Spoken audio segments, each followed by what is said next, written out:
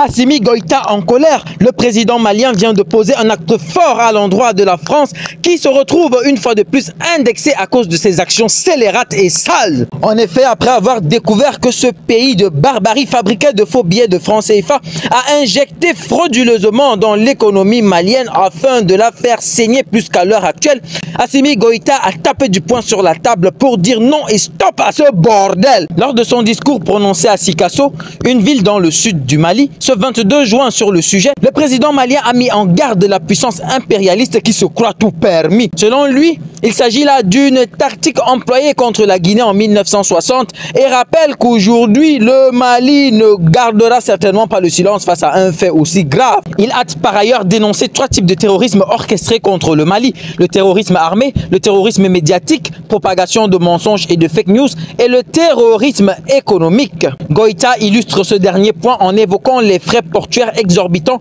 imposés aux Maliens en Guinée lorsqu'ils s'y sont tournés pour le commerce suite aux sanctions de la CEDEAO en 2022. Enfin, le président malien prône le changement monétaire et a réitéré ses instructions aux dirigeants maliens d'accélérer le processus d'abandon de cette monnaie coloniale qu'est le franc CFA, une monnaie sale et sans valeur qui devra être abandonnée au profit d'une monnaie affirmant véritablement la souveraineté du pays.